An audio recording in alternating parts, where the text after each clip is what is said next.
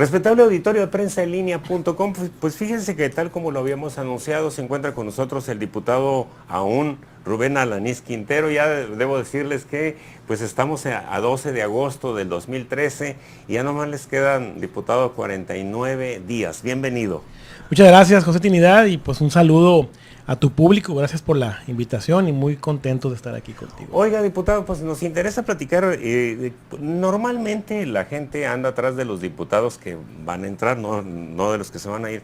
Pero es importante a veces platicar con los diputados, sobre todo los que no tuvieron prácticamente, entre comillas, el poder, en este caso, los que estuvieron prácticamente en la oposición, ¿no?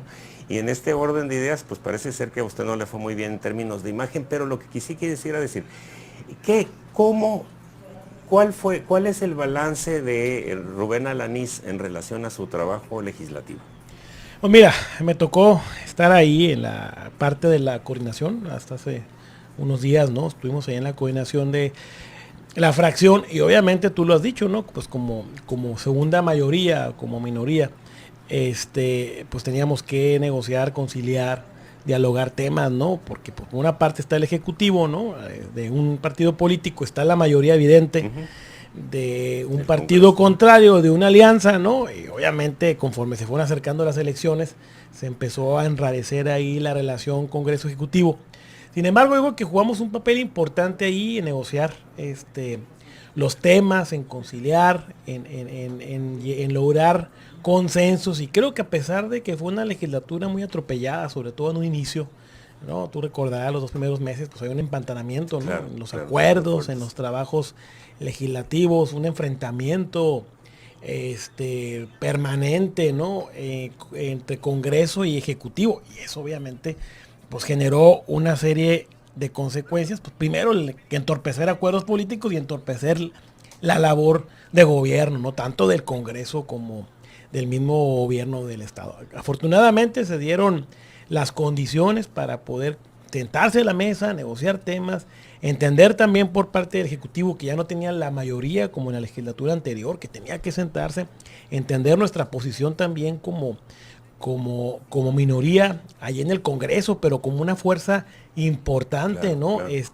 De poder ahí conciliar cosas. Y yo creo que a fin de cuentas salió temas muy importantes que tienen que ver con reforma de Estado, con reforma político-electoral, con temas de desarrollo social, con temas que a mí me correspondían directamente. Yo soy presidente de la Comisión de Medio Ambiente. A fin de cuentas actualizamos, modernizamos, hicimos más viable la legislación estatal en tema de protección al medio ambiente.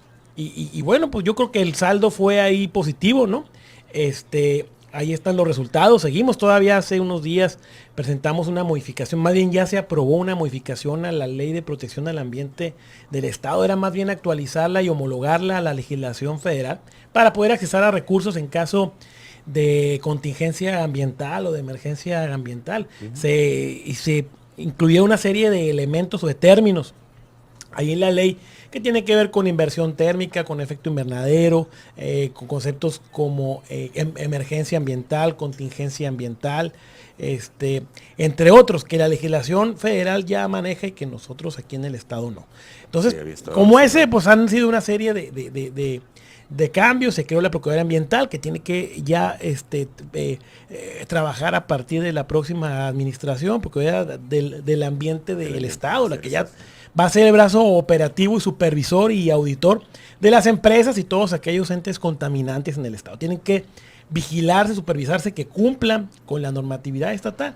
Entonces, creo que son los temas ahí importantes y sacamos temas que tienen que ver de desarrollo social con el apoyo a los adultos mayores, que no quede a libre albedrío de los funcionarios en turno, ¿no? Sino que haya una normatividad, que haya ya ciertos criterios establecidos en ley y tratar de acotar la intención electoral que a veces se da en este tipo de apoyo, ¿no? Independientemente de quién es el partido político que esté gobernando, ¿no? Oiga, diputado, pues usted es político y me lo puso muy bonito, pero yo quiero hablar de algo que es muy importante. Vimos un PRI apoderado del Congreso en muchos sentidos, con el supuesto triunfo del 2012 en la presidencia de la República, los vimos avasallando todo lo habido y por haber, sobre todo en contra de ustedes, los azules. Pero adicionalmente a esto, vi que en este proceso electoral de este año se avasallaron así con una enorme fuerza, prepotencia y demás en contra de todo lo que no era rojo. Y curiosamente, finalmente vienen los resultados de la última elección y pues a ustedes como que estar tirados ahora sí que en el suelo, se levantan ahora sí con una nueva vida. ¿Qué significa para la fracción parlamentaria del PAN esta situación? Mira, yo creo primeramente uno de los errores del político es la soberbia, ¿no? Sí. Y el PRI llegó, ¿no? Llegó creyéndose dueño del Estado, ¿no? A fin de cuentas le dice, espérate, hay un ejecutivo que es de otro partido. Sí, que todavía está allí. A fin de cuentas hay que cogobernar en esto, ¿no? Tienen un Congreso que es mayoría, sin embargo las decisiones no las tomarán solas. ¿Por qué? Porque la relación entre poderes establece equilibrios y contrapesos que ahí están, ¿no? Como el veto es uno de ellos y entre otros mecanismos, ¿no? Creo que quedó claro, ¿no? La intención desde un inicio del avasallaje. Luego sí hubo allí algunos acuerdos, sin embargo, tú lo dices, ¿no? Conforme la elección, el proceso electoral fue avanzando, pues yo creo que pensaron que controlando de la manera, imponiendo, agandallando, ¿no? Iban a lograr que el electorado votara por ellos. A fin de cuentas ahí está el resultado. En política no hay nada escrito. Claro. Creo que la moneda estaba en el aire, ¿no? Para todos nadie vaticinaba o nadie tenía un pronóstico claro de qué es lo que iba a pasar en la elección. Sin embargo, creo que hubo errores muy claros, ¿no? La manera en que se manejaron las campañas negras, la manera en que se condujeron ahí en el Congreso, ¿no? Tratando de imponer o de madrugar cosas al Ejecutivo, acotarlo, ¿no? Afectarlo en términos electorales.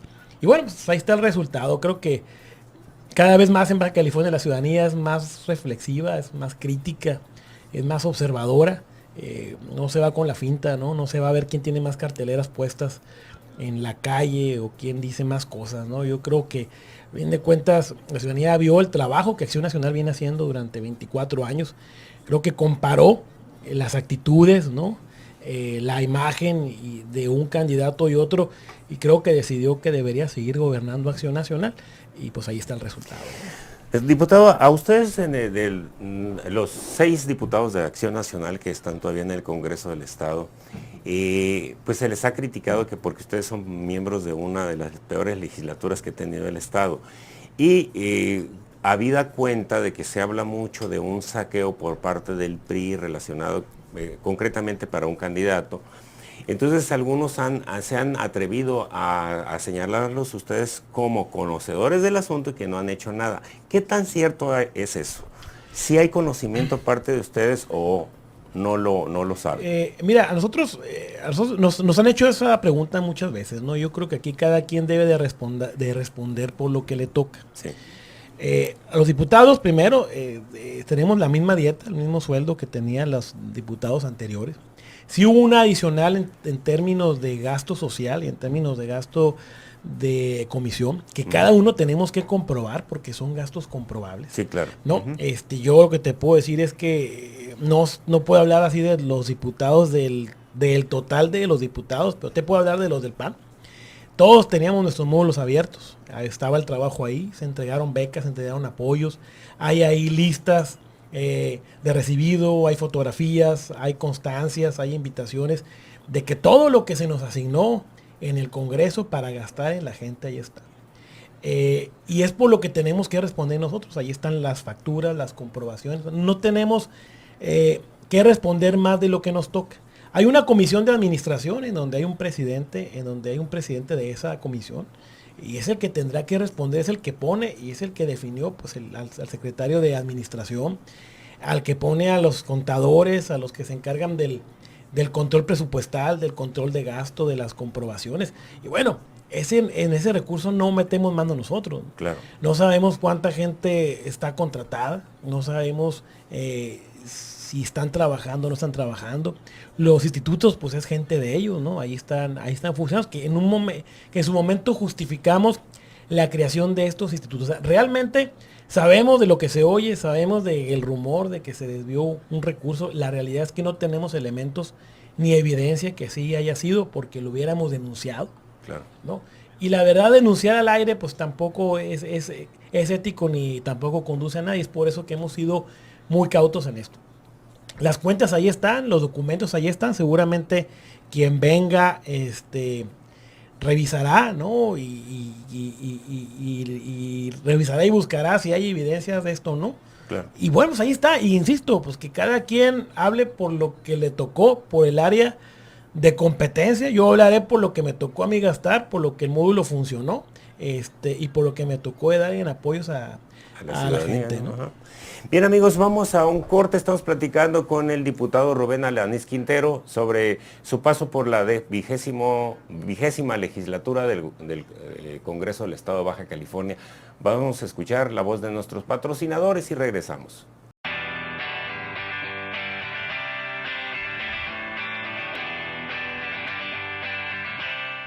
Bien, respetable auditorio de prensa en línea.com, estamos platicando con el diputado Rubén Alanís Quintero y estamos hablando de diversos aspectos relacionados con su paso por la legislatura. Diputado, en términos de experiencia política, de su trabajo en relación como militante panista y todo ese tipo de cosas y llegar precisamente a ser diputado, o sea, un cargo de elección popular, estar en el Congreso, ser el coordinador de la bancada, ¿qué significa para usted ese trabajo de casi 3 años?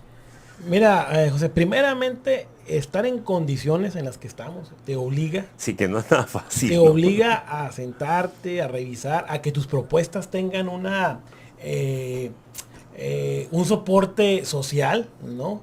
O un soporte técnico, un soporte legal. No puedes subir iniciativas si realmente quieres que la mayoría, que no es tuya, te apruebe. Pues tienes que hacer un trabajo previo de cabildeo y de iniciativas bien hechas.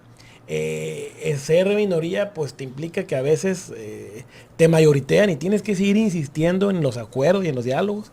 A veces cuando hay voluntad de cumplir los acuerdos se cumplían, a veces no, simplemente te agandallaban. Así es este tema de las mayorías en los Sí. congresos. Pero mira, aprendes mucho. Primero creo que sacamos muchas iniciativas nuestras del Grupo de Acción Nacional en temas claves que tienen que ver en asuntos de fiscalización, en desarrollo social, en apoyo a adultos mayores, en medio ambiente, en educación. Creo que logramos cosas importantes y también logramos contener cosas.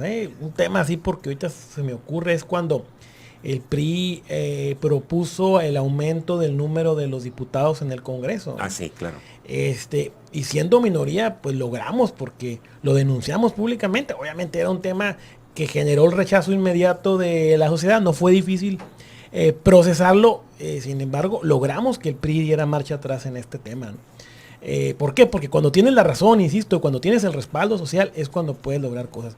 Sí aprendes mucho, obviamente con un ejecutivo afín políticamente, pero con la intención de ser vapuleado por la mayoría opositora aquí en el Congreso, pues obviamente te genera la necesidad, primero, de lograr acuerdos. Somos como el sándwich, ¿no? Fuimos ahí como el sándwich entre el Ejecutivo y el PRI, que era mayoría. Creo que nosotros logramos hacer esa liga, ese clic, y a fin de cuentas hay que reconocerlo, hubo gobernabilidad esos 3 años, José. Sí, claro, pero hay una situación que aquí salta. Los priistas le pusieron don veto al gobernador por vetar varias cosas. ¿Qué opina de la actitud del gobernador en ese sentido y de que de alguna manera, más allá de las críticas que le hicieron los opositores, cuál fue la reacción de la ciudadanía en relación a esto? Porque supongo que ustedes están muy al pendiente de lo que opina la ciudadanía. Mira, hubo alrededor del veto, se le llama comúnmente, son observaciones que hace el Ejecutivo, alguna iniciativa que se presenta y que se aprueba. La Constitución maneja la facultad del Ejecutivo de poder observarla si no está de acuerdo o si considera que no fue bien elaborada o bien revisada. Fueron alrededor de 42 vetos los que el Ejecutivo en su facultad impulsó. Y mira, este tipo de mecanismos son necesarios cuando hay en el sistema republicano y en la división, y en un sistema de la división de poderes, ningún poder tiene que estar sobre el otro, ¿no? Claro, Entonces, claro. aquí obviamente cuando hay una mayoría, ¿no? Cuando se ocupaba a lo mejor los 13 votos que los tenían ellos, una mayoría simple, pues el gobernador estaba en su derecho de pedirle al Congreso, ¿sabes qué? Revísalo de nuevo, ¿no? Y estos mecanismos son necesarísimos para crear un real equilibrio de poderes y que no haya una dominación o una sumisión de un poder a otro. Creo que no nos debe de asustar. No, por Así supuesto que está diseñado este mecanismo político, para crear estos contrapesos y esos equilibrios que son necesarísimos. Y a fin de cuentas, déjame decirte, muchos vetos de estos, muchas observaciones traían sustento, porque los diputados, digo, a fin de cuentas somos seres humanos igual que todos, Sí, claro. y cometemos errores y había cosas que se nos iban y que el Ejecutivo lo observaba y decía, oye, espérame. Entonces, la gran mayoría fueron procesados, la gran mayoría fueron revisados y fueron corregidos. Y no sucede nada, ¿eh? A fin de cuentas creo que Claro, salen claro. leyes más viables, salen leyes mucho mejor elaboradas, y más vale corregir en un procedimiento y decir, ¿sabes qué? Revísalo y va para atrás, que luego tener que hacer remiendos cuando ya son leyes, iniciativas que ya están publicadas, que ya son vigentes y que van a generar una serie de consecuencias negativas para la sociedad, ¿no? Finalmente es parte de la discusión normalmente entre un poder y otro, ¿no? Esa es la manera del lenguaje. Sin embargo, nos dimos cuenta que muchos de estos vetos estaban sustentados en algo que nosotros como reporteros podemos decir, ¿no? Están hechos sobre las rodillas, ¿no? Como que era más la prisa por lograr una reforma o una ley, etcétera, que en base a los sustentos. Entonces, muchos de esos nos consta, fue muy acertada, vamos a decirlo así, el veto. Caso San Quintín, diputado, ¿cómo vio este proceso del caso San Quintín? Si tenemos dos ayuntamientos que verdaderamente no pueden sobrevivir, Tecate, que tiene una deuda histórica, Rosarito, que ha sido, no sé si mal administrado, qué fue lo que pasó, pero lo cierto es que no se puede seguir sosteniendo como ayuntamiento. Ahora viene San Quintín, que tampoco tiene cultura de pago ni siquiera del predial, no tiene ordenadas sus aspectos urbanos en las zonas urbanas que tiene. ¿Cuál ha sido su posición respecto a la famosa municipalización de San Quintín? Mira, José, primero hay que reconocer la legítima intención de los habitantes Sí, por de San supuesto. Quintín. Ellos buscan mejorar su nivel de vida como comunidad, como ciudad.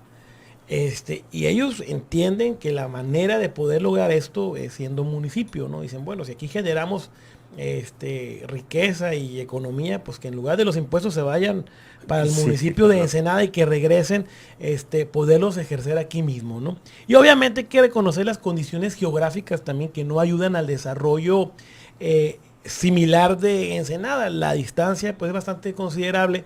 El que se tomen decisiones a 2 horas de viaje en carretera, pues obviamente genera un retraso y genera que a veces no se toman las mejores Incomodidad, decisiones. sí, así es. Pero por otra parte, también hay que reconocer, y tú lo dices, no podemos tratar de resolver un problema generando otros. Ujú. Nosotros lo planteamos siempre, la diputada Lisbeth Mata, que es de Ensenada y estuvo Ujú. en la comisión. Siempre los de PAN fuimos muy atentos en reconocer esto, en reconocer la legítima intención de los habitantes de San Quintín de ser municipio, pero también decíamos, aguas, no vayamos a cometer un error y generemos un problema mayor que el que ya tiene. Así es, así es.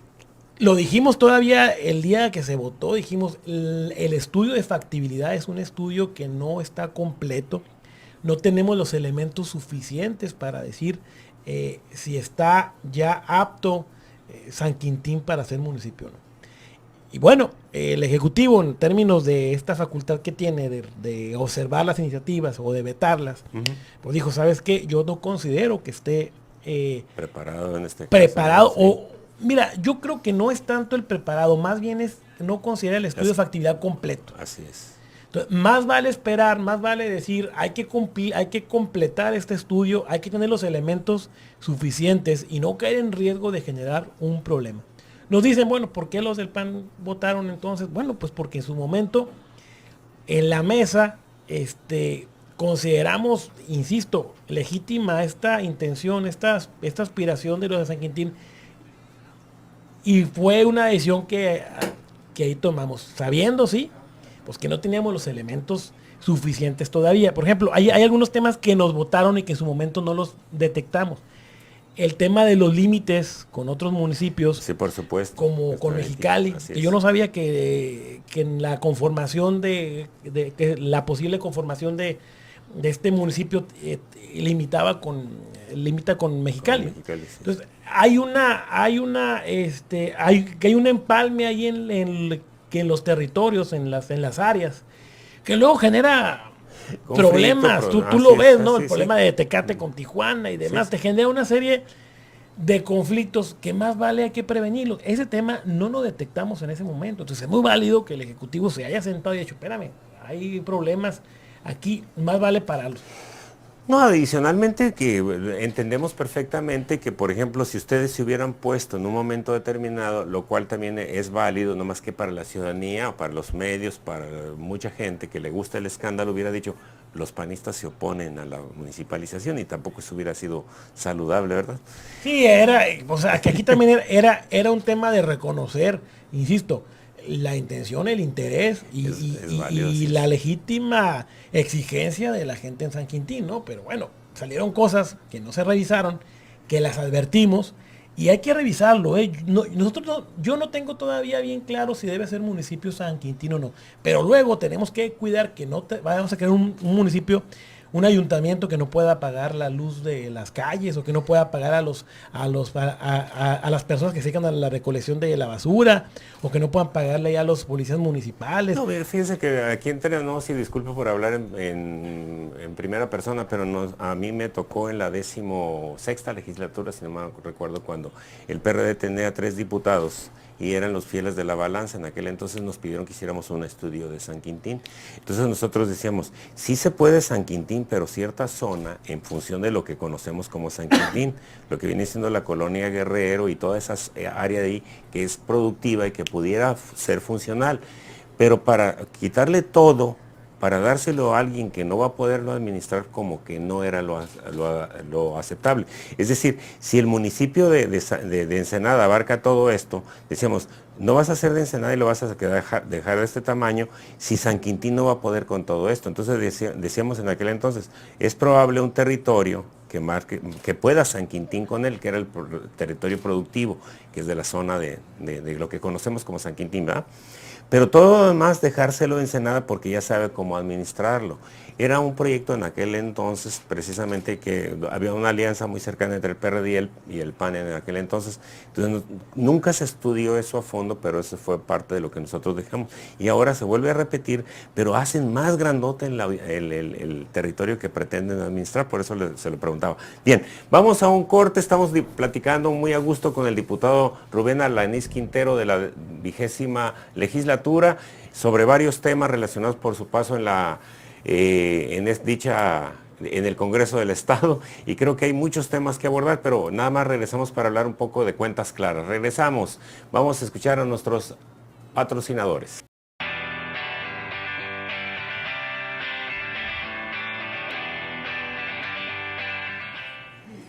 Bien, amigos y amigas de prensaenlinea.com, estamos platicando con el diputado Rubén Alanís Quintero, y gracias, diputado, por estar con nosotros y platicar de distintos temas. Sé que algunos de estos no, pero no eran suyos, pero de alguna manera como coordinador del Grupo Parlamentario de Acción Nacional. Pero además tuvo muy buenos compañeros, ¿verdad? Mira, la verdad, José, hicimos un grupo, yo creo que también por lo pequeño, por las condiciones, ¿no? Sí. En desventaja que teníamos, nos logramos consolidar. Fue un grupo donde dábamos la libertad en algunos temas. Te digo, algunos temas, algún diputado no estaba de acuerdo o se abstenía o votaba diferente a lo del grupo. No, normalmente hay una norma, hay un reglamento en el tema y en el partido de los grupos parlamentarios. Claro. Pero había temas en donde dejábamos cierta libertad, ¿no? Porque todo es por acuerdo, ¿no?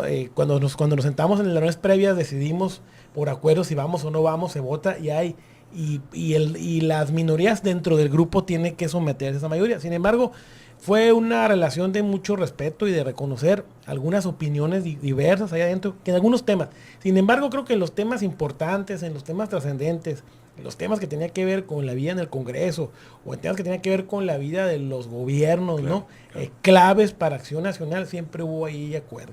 Y pues estuvimos haciendo un trabajo ahí de mucha comunicación, de mucha conversación, de mucho compañerismo hasta la fecha, ¿no?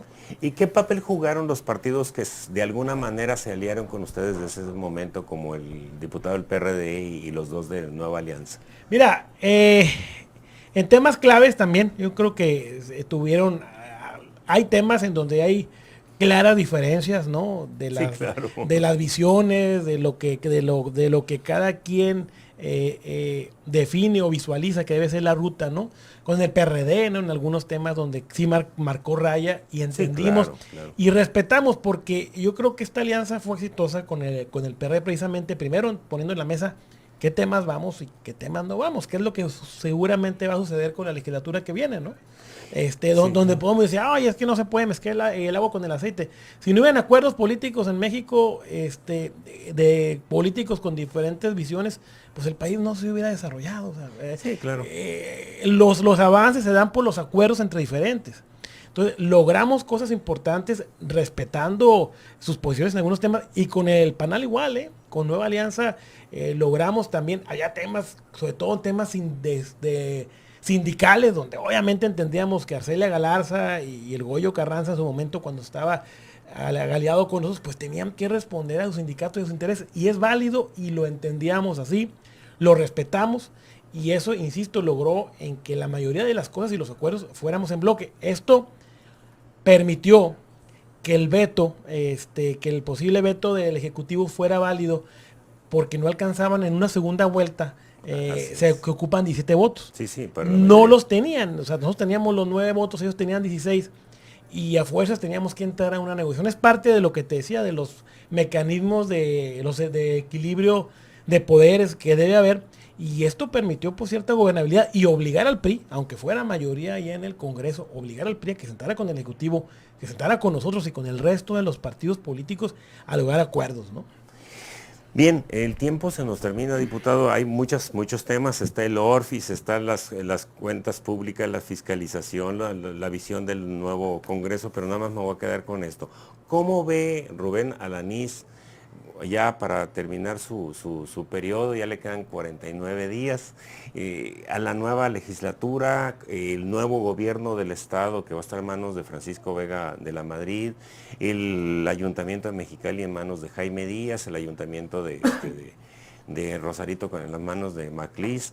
¿Cómo vislumbra estos próximos 3 años? Mira, yo veo un Estado gobernado en pluralidad, ¿no? Aunque mantuvimos la gobernatura y se recuperó la capital de Baja California, Mexicali, Rosarito, que no teníamos. A fin de cuentas, ahorita son 5 municipios gobernados por el PRI. Que ha sido muy fiel Rosarito finalmente, ¿verdad? Así es, van a ser 3 para el PRI ahora, donde tenemos tenemos mejores números o más espacios en el Congreso en la próxima legislatura. Sin embargo, yo creo que hay que reconocer, yo creo que los equilibrios sigue estando parejo, la verdad es que yo creo que deben de prevalecer los acuerdos, yo creo que debe prevalecer el diálogo, el tema de la imposición de una mayoría sobre otra no se van a dar.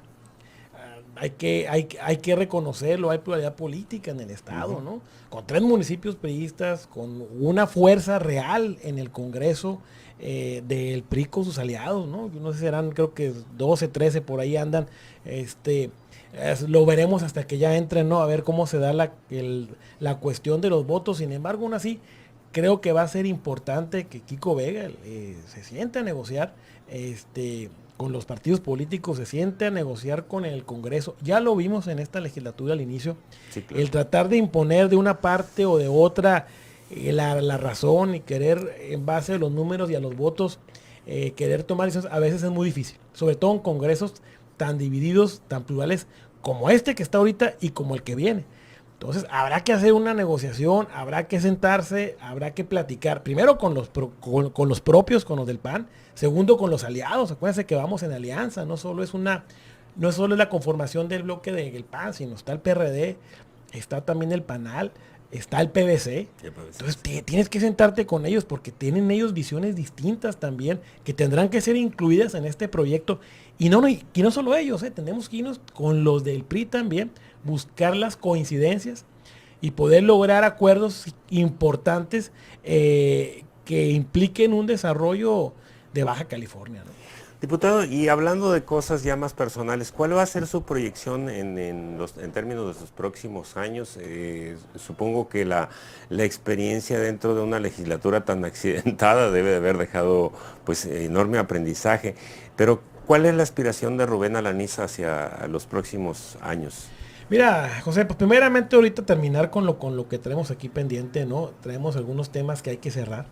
En términos de cuentas públicas, algunos temas que tienen que ver con mi área, ahí queda un tema pendiente con el de protección medio ambiente, ¿no? Ya ponerlo como obligatorio en los programas educativos, la parte ambiental. Claro. El tema del medio ambiente tiene que ver mucho de educación y de un cambio de que entre paréntesis, si lo digo de manera personal, diputado, creo que ahí es donde nos ha fallado mucho la federación en términos reales, ¿no? Mira, el tema de la protección medio ambiente es un tema nuevo. Tiene 20 años en la legislación nacional. Es un tema que se tiene que desarrollar. Y aparte es un tema de esquemas mentales y de cambio de paradigmas, ¿no? Que todavía a nivel mundial estamos batallando en México más. Es una realidad, ¿no? El tratar el tema del medio ambiente en términos de educación, en términos de prevención es todavía difícil hacerlo. No, más bien nos vamos al castigo, a la sanción, a la imposición, a la revisión. Tiene que hacerse, el gobierno tiene que tener las facultades para imponer el orden. Sin embargo, tenemos que trabajar más desde el otro lado, ¿no? Desde la conciencia social, desde trabajar con las nuevas generaciones. Claro. Bien, señores, al señor Francisco Vega de la Madrid, pues le podemos decir que aquí tiene un excelente prospecto a secretario precisamente del medio ambiente. Diputado, pues gracias por estar con nosotros, bienvenido, y si hay alguna otra oportunidad de poder platicar con usted, se nos quedan muchos temas relacionados con esto y como el tiempo que estuvo frente a la coordinación del Partido Acción Nacional, pues hay muchas cosas ahí interesantes que la ciudadanía a veces no entiende, pero la idea de este proyecto de comunicación de televisión es llevarle a la gente ese tipo de temas de los que casi no son noticia, pero que es importante que la gente sepa y conozca, ¿no? Y aquí se nos quedan muchos temas como relacionado con las cuentas públicas, cómo revisan ustedes las cuentas públicas, qué pasa con el Office, qué pasa con la fiscalización a los otros poderes. Es decir, nos queda mucha tela de donde cortar, hay mucho que platicar, pero por lo pronto el tiempo se nos termina. Muchas gracias por su presencia. Ojalá tengamos oportunidad de... No necesita ser de diputado para que pueda platicar con nosotros, así que gracias por estar con nosotros. Pues José, muchas gracias y gracias a tu público, un gusto estar aquí contigo y pues cuando nos inviten aquí estaremos de nueva cuenta. Muchas gracias. Damas y caballeros de prensaenlinea.com, muchas gracias por su atención, los esperamos mañana en punto de las 8 de la mañana con edición 24 con Fernando A. Gómez, y les digo nada más a los señores diputados, al señor gobernador y a los presidentes municipales, menos días. Ya les quedan hasta ahorita 49 días a los señores diputados, 80 al señor gobernador y 110 a los señores presidentes municipales. Bien, gracias, nos vemos mañana en punto de las 3 de la tarde. Muy buenas tardes.